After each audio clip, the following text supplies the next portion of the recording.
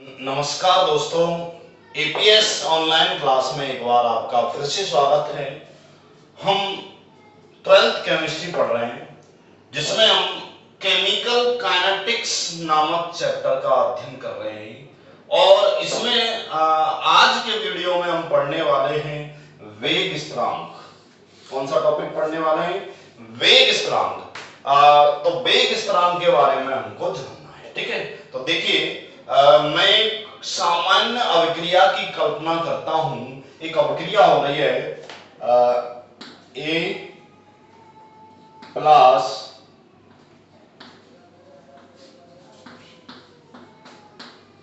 ये सामान्य रासायनिक अभिक्रिया है, ठीक है।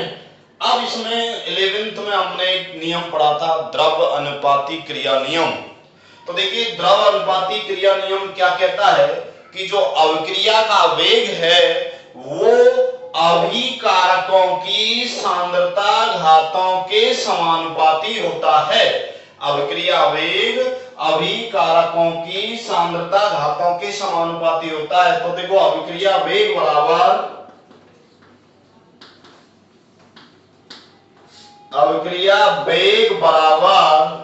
समानुपाती। अब देखो, अभिकारकों की सांद्रता क्या है? देखो, अभिकारक एक की सांद्रता हो गई और उसके ऊपर घात क्या लगानी है? उसका रस समीकरण गुणांक ए।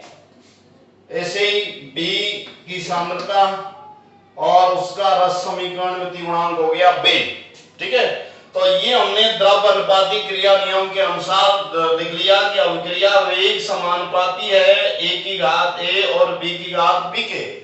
अब जब हम समानुपाती का चिन्ह हटाते हैं तो देखो, अभिक्रिया वेग बराबर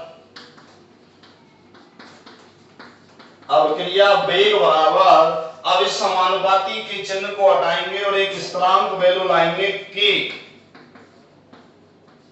यहां पर एक स्थिरांक वैल्यू लिया है। अब ये के एक स्थिरांक है और इसी को ही हम अभिक्रिया वेग स्थिरांक के नाम से जानते हैं।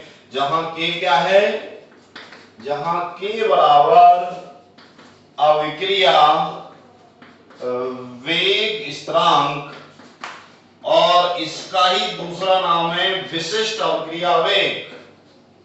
विशिष्ट अभिक्रिया वेग, ठीक है।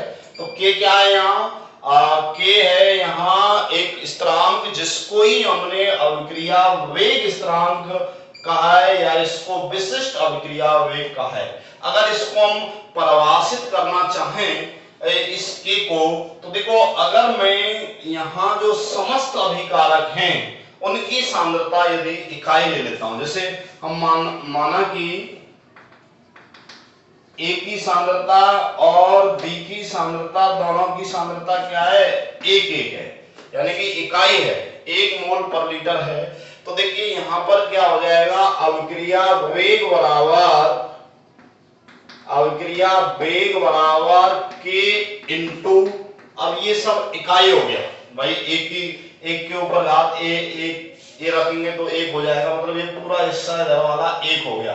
तो अभिक्रिया वेग बराबर क्या हो जाएगा? के हो जाएगा, ठीक है। तो हम कैसे परिभाषित कर सकते हैं विशिष्ट अभिक्रिया वेग या वेग स्थिरांक को? कि यदि किसी अभिक्रिया में समस्त अभिकारकों की सांद्रता इकाई हो तो अभिक्रिया वेग को ही हम क्या कह सकते हैं? विशिष्ट अभिक्रिया वेग या वेग स्थिरांक कह सकते हैं, जब समस्त अभिकारकों की सांद्रता क्या हो? इकाई हो, ठीक है। मतलब 1 मोल पर लीटर अगर जितने भी हैं, 2 3 जितने भी अभिकारक हैं उनकी सांद्रता यदि हमने इकाई ली है तो हम अभिक्रिया वेग को ही विशिष्ट अभिक्रिया वेग या वेग स्थिरांक के नाम से जानेंगे, ठीक है। अब देखो, ये किन किन चीजों पर निर्भर करता है? सबसे पहले इसकी अगर निर्भरता देखें हम, निर्भरता है के की निर्भरता, तो एक तो ताप पर निर्भर करता है, ताप पर, टेम्परेचर पर। अगर टेम्परेचर बदलेगा तो के का मान बदलेगा। दूसरा, ये निर्भर करता है अभिकारकों की प्रकृति,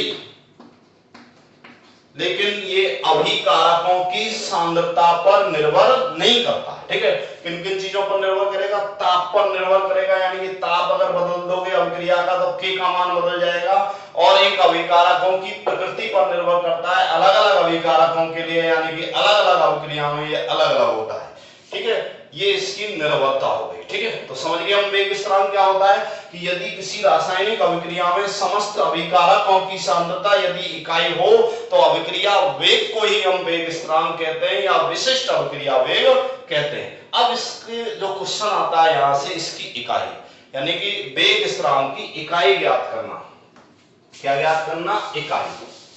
वेग स्थिरांक की इकाई ज्ञात करना। अगला है वेग स्थिरांक की इकाई।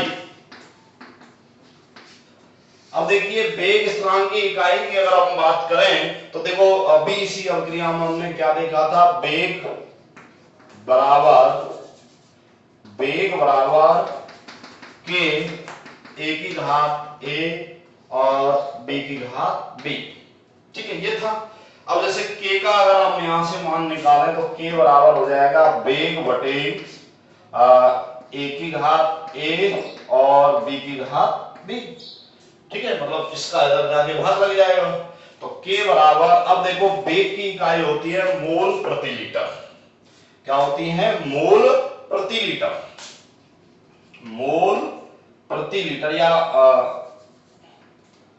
सांद्रता की घात 1 और समय की घात -1, या फिर हम ऐसे कह सकते हैं वेग की इकाई होती है अपनी मोल 1 लीटर -1 और सेकंड -1। ये वेग की इकाई है। अब देखो इसको एक क्या है? अभिकारकों की सांद्रता, बी भी अभिकारकों की सांद्रता। तो सांद्रता की घात देखो, मोल की घात 1 लीटर की घात -1, इसके ऊपर घात लगेगी a। ऐसे ही मोल की घात 1 लीटर की घात -1 और इसकी घात लगेगी b।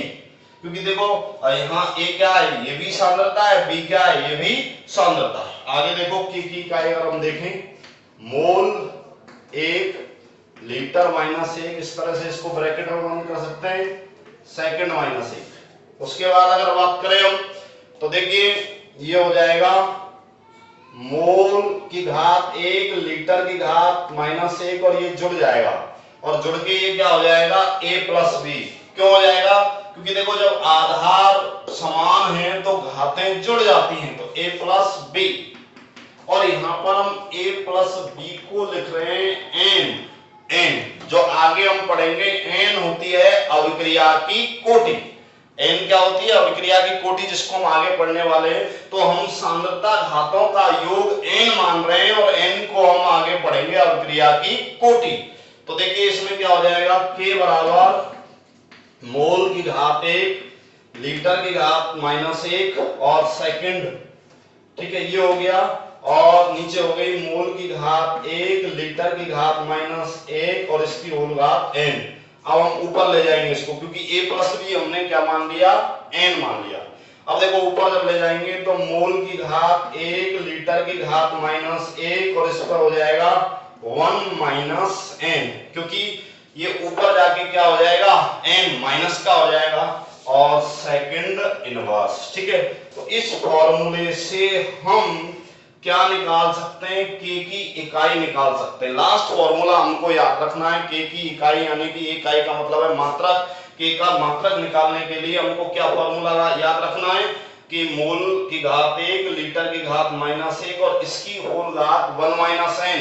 और n क्या है? यहाँ अभिकारकों की सांद्रता घातों का योग, अर्थात कोटि अभिक्रिया की, जिसको हम आगे पढ़ेंगे, और सेकंड इनवर्स। ठीक है, अब मैं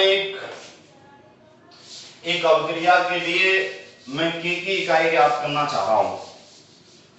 जैसे कोई भी एक अभिक्रिया है जहां n का मान 1 हो, यानी कि कोटि क्या हो? 1 हो, यानी कि सांद्रता घातों का योग कितना हो? 1 हो। तो कैसे निकाल सकते हैं k की इकाई? k की इकाई बराबर ये हो जाएगा मोल 1 लीटर -1 और 1 माइनस n की जगह 1 रख देंगे सेकंड इनवर्स। अब देखिए मोल की घात 1 लीटर की घात -1 ये हो जाएगा 0 सेकंड इनवर्स। अगर किसी की घात 0 होती है तो उसका मान होता है 1, तो ये पूरा 1 हो गया और इकाई आ गई अपनी सेकंड इनवर्स। ठीक है, अगर n बराबर 0 हो, कितना हो, n बराबर 0 यानी कि सांद्रता घातों का योग 0 हो तो k की इकाई कैसे निकालेंगे, k की इकाई बराबर देखो मोल की घात 1 लीटर की घात -1 और 1 माइनस 0 सेकंड इनवर्स। क्यों, क्योंकि n की जगह हमने 0 रख दिया तो क्या हो जाएगा, k की इकाई मोल की घात 1 लीटर की घात -1 और इसके ऊपर होल घात 1 होगी तो इतना ही आ जाएगा सेकंड इनवर्स। ये इकाई आ गई किसकी, जब सांद्रता घातों का योग n का मान कितना हो 0। तो हम ऐसा कह सकते हैं कि k मतलब वेग स्थिरांक की इकाई किस पर डिपेंड करती है, अभिकारकों की सांद्रता घातों के योग यानी कि अभिक्रिया की कोटि पर निर्भर करती है। कोटि के अनुसार हम उसको निकाल सकते हैं और फॉर्मूला हमको कौन सा याद रखना है, k की इकाई का मोल की घात 1 लीटर की घात -1 और इस सब की होल घात है 1 माइनस n सेकंड इनवर्स, जहां n क्या है, अभिक्रिया की कोटि यानी कि सांद्रता घातों का